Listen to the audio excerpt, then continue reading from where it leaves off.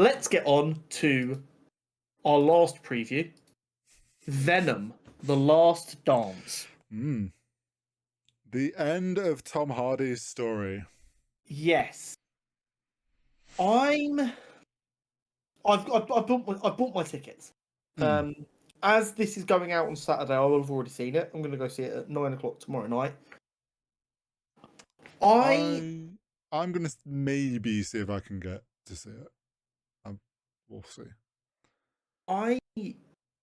I'm definitely in the camp of I preferred the first two more than the average audience. I think the first one is quite a bit better than people give it credit for. Yeah, I think the second one is a bit better than people give it credit for. Mm. There's a weird and I think it's because Sony's released so much other shit that it gets kind of tarred with the same brush. Yeah. They're not phenomenal. But when you kind of look through it as the scope of the mid-2000s superhero films, which is what Sony is still trying to make, it's better than a lot of them. Yeah, I have in my notes, but when you compare Venom to like the best of the MCU, Matt Reeves is the Batman. Some of it's dated in its style. It doesn't reach the same heights as those films do.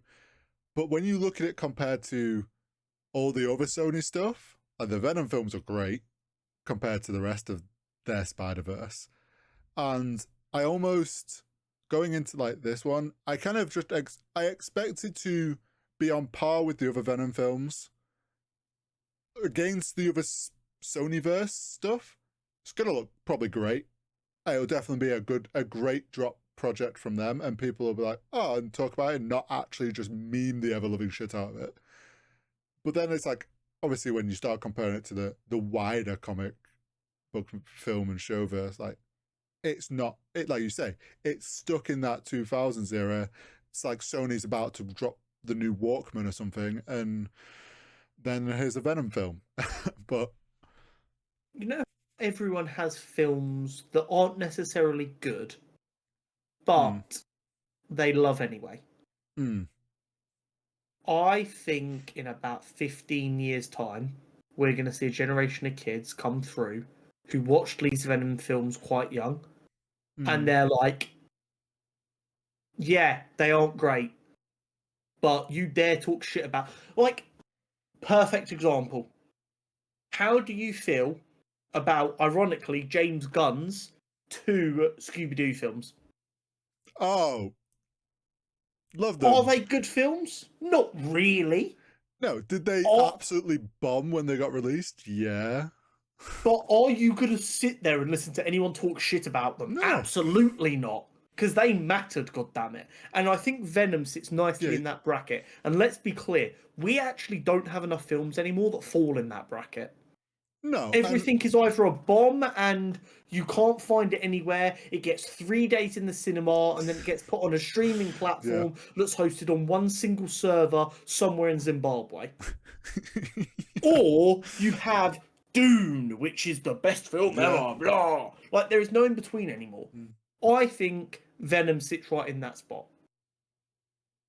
I do think this is going to be the worst of the 3.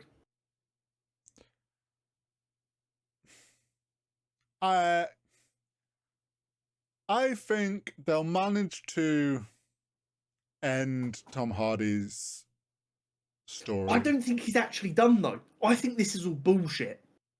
Nah, I think he is. There's a bit too much conspiracy brain going on. And you know me, I'm normally pretty good at not getting walked into these conspiracy. But there's something about all of this, and I'm like...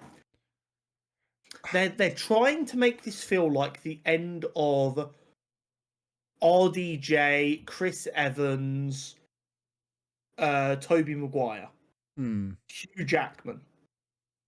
But everyone knows he is not in the bracket of them people. No, here's the thing. Like, Tom Hardy's been in a lot of other great films and shows. He's an incredible actor. I look at it from his point of view, right? He'll have had so many Venom films that he'd agreed to and was promised. Sony obviously doesn't want to lose the Spider-Man rights. They're going to keep milking this universe as much as they can, which is them saying this is the start of Noel, not the one and done. I actually think if you look at the track record, right, and the internet's perception of the Sony Spider-Verse, it's a pile of shit and gets memed the fuck out of.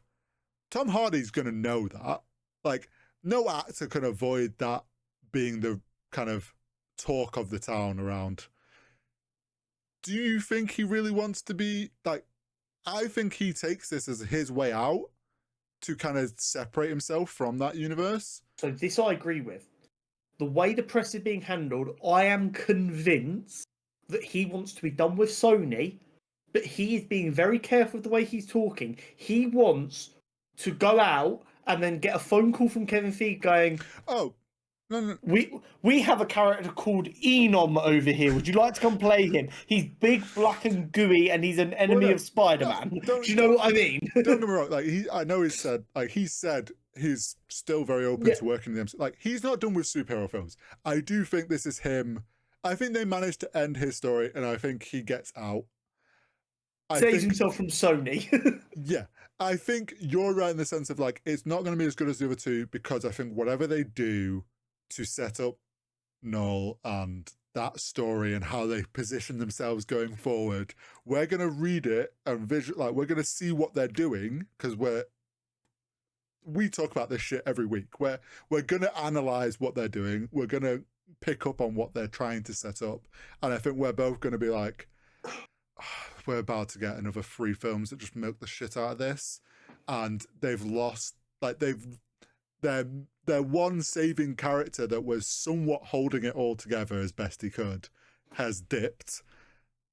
And we have no respect for these other characters they've set up. So why would we care about this world? I think they're suddenly leaving themselves with, like, a bunch of parts and no central character that people are actually enjoying.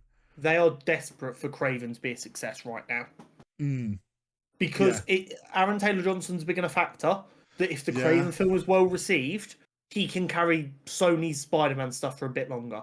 Yeah, true. The only thing that's got me a little bit hopeful that I might like this film is Andy Serkis is voicing Noel. I mean, you know how I feel about Andy Serkis. Like, he's going to nail that. I'm curious.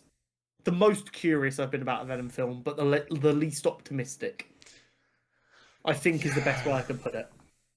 I think the hopium in me, which I think is something you said a couple of weeks back, was maybe this is them wrapping their world and sets this up to finally sit down at the table with Marvel and be like, we're sorry, let's do this properly and let's both make bank.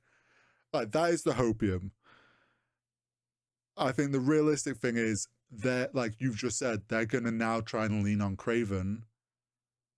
And I think Craven, in their eyes, ends up being successful enough off the back of the people that love Aaron Taylor-Johnson.